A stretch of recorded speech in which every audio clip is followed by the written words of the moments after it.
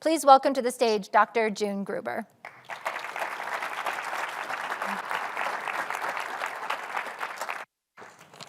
Thank you so much for such a warm introduction, and I'm really honored to be starting off a lovely speaker series, kind of touching on distinct domains of much needed attention to mental health.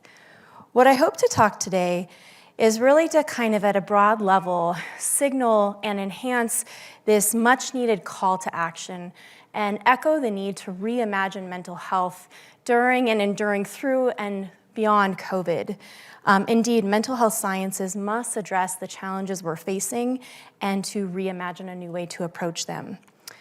What I'll do is I'll start with a roadmap, and on this roadmap, I will start with a call to action, as mentioned, kind of motivating field-wide calls to really issue a mobilizing need that involves collaboration among many stakeholders. Second, I want to share a little bit about what we know. So what are the lessons the pandemic has taught us thus far about mental health and the ways in which they didn't always go the way we expected and how we're humbled in how much we need to learn still and with the need for science to do so. And finally, really kind of moving forward as to what are actionable steps that we can all do to engage in to truly re-envision a healthier mental landscape, particularly for young people. So I'll start with a call to action. And here in particular, what I want to highlight is what has been so unique about the pandemic that persists through today.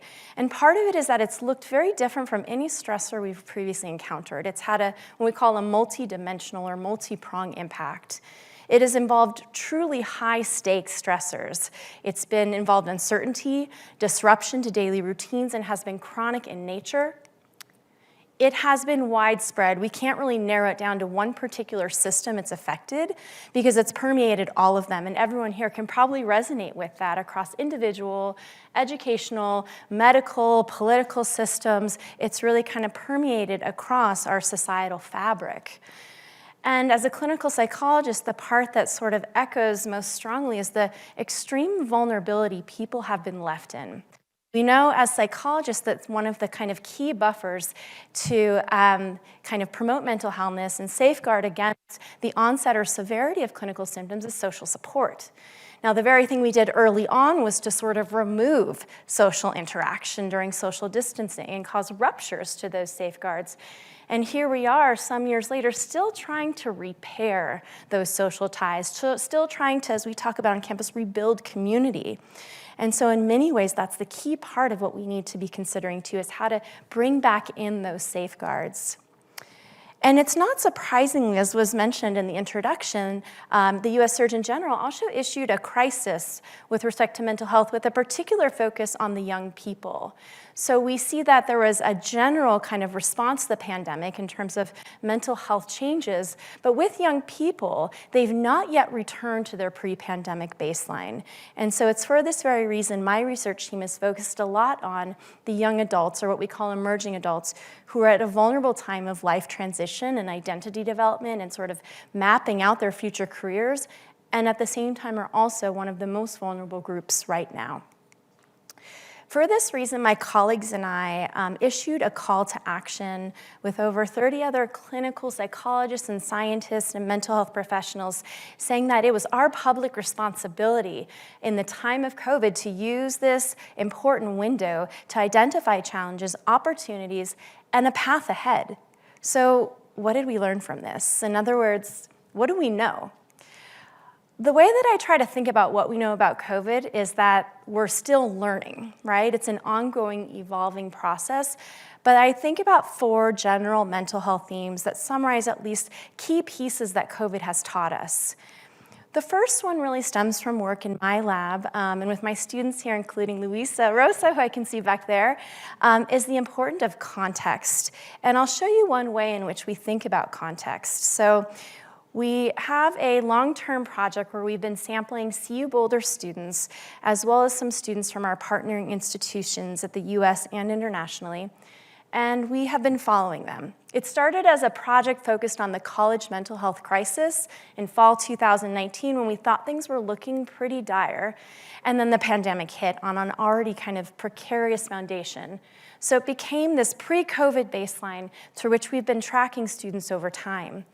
What was interesting is when we initially looked at students' mental health symptoms during that initial COVID outbreak, so when the university was shut down for all in-person instruction, when many of our lives abruptly changed, we wondered how students' mental health was faring. What we found initially was surprising.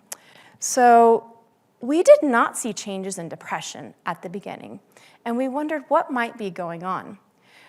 And we realized that not all students are a one-size-fits-all story, not surprisingly, but that we had to probe more deeply into the context of what COVID looked like for them. So we had these contextual questions of, to what extent was the pandemic at that time impacting their financial stability, their social resources, and even their own physical health. At that time, had they contracted the virus, had someone close to them, to what extent were they kind of in a high-risk group? And not surprisingly, when we partitioned these participants into this COVID risk index of high and low, for those students who at that point had COVID permeating their life, they were showing increases in depression, whereas the rest weren't yet. And so we saw similar trends for anxiety. Some students actually showed some dips and others showed no changes. And we started to see that maybe at that point it was a different story for different students early on. And this is where we wondered, but what happens when COVID no longer is an acute stressor and we're doing this rapid mobilization, but now it's become a chronic stressor? What does that look like? We certainly know that humans deal much better with acute stressors that have a beginning and end than chronic stressors without any sort of reprieve. So we realized if we widen our time aperture, timing is really critical. So we've been following these students over time, and I'll show you an example from just even fall 2020, right? That we start to see the long haul, so to speak, mental health impact of COVID emerging. And now across all students, we see general trends for depression worsening over time, anxiety worsening over time, and decreases in life satisfaction. We're currently underway looking at this now. We just completed a 3-year follow-up because our concern is that the ability to cope with chronic stressors is one of the things that is leaving our young people most vulnerable. And so COVID has taught us that the timing is critical. But with all this, humans are still a remarkably resilient species. They're one and both true at the same time, and resilience does happen. This beautiful work by George Bonanno, who wrote a book called The End of Trauma, he notes that many people who suffer difficult losses exhibit a natural resilience. They hurt deeply, but for many the hurt may pass, and relatively soon after the loss, they can resume functioning and enjoy life. Our lab right now is sort of working hard in fundraising to actually probe into this kind of ingredients of resilience, because not only does it help us to know what do these resilient students look like, but can we learn lessons from them to help the students who are struggling, right? To kind of share and sort of, leverage those kind of secrets of resilience to help all students. And with all this, disparities exist and are continuing to be persistent and deep. And in particular, we're seeing grave mental health disparities affecting our young people who identify from historically underrepresented and marginalized groups. One of the projects we're working on launching is led by a grad student in my lab, Cynthia Villanueva, with a true interest in looking at mood difficulties during times of stress among Latinx young adults to try to better understand the unique experiences and trajectories among diverse college student samples. Luisa Rosa, who I also mentioned, is interested in exploring this further, doing work among adults as well from Brazil, and we've done some work among young adults from India, really realizing that if we're gonna understand young people's mental health, we need to understand it among all young people. So we also pay a lot of attention in our lab just to addressing inequities for underrepresented women, both in the science we do, the people we study, and the way we treat those in the field that we're part of. So it's been a real passion to really make efforts towards supporting women in the sciences and all of this. So I'll conclude my last couple minutes with what can we do? I think of 4 broad arms to this, or aims, of really trying to get in there and tackle campus wellness. The first thing that really permeates it all is like our mental mindset about mental health or illness, and that we must really work hard towards destigmatizing it. One of the efforts that was kindly mentioned that was sparked by the pandemic and the need to sort of literally talk about mental illness, to normalize it and destigmatize it, is this free interview series. Anyone can watch it here at Boulder or in the broader community, and it's really conversations with the leading scientists who study treatment, who study suicide, who study racism in the context of mental health, to those who also study the science of happiness and wellness, and what can we learn from them, as well as public figures like Temple Grandin or Kay Jamison, if any of you have read their books. But that we all need to join this conversation if we're really going to change the way we approach mental health. We also need to empower all of us with science. I think of the science of happiness because it's quite fascinating. We have a kind of obsession with happiness, especially in the US, and we think we know what makes us happy, and we spend a lot of money. There's an industry behind this. But yet, if we look to cognitive science, we know that sometimes our intuitions are wrong. The human mind doesn't always make rational decisions. We're sometimes maybe better wired to survive and reproduce than to know what makes us happy. And so we can look to science for intuitions, and this is something I've been really trying to move into mainstream campus community by offering a new class this semester. I see one of my students here. We've been talking about the science of a meaningful life, right, and the science of wellness, and been creating resources through this course that then we can disseminate to the broader community as well. We need to provide support. I work here as a faculty fellow at the Center for Teaching and Learning in the same building, one floor under, because we need to support our students and those who teach our students to know how to respond when mental health challenges come up in class.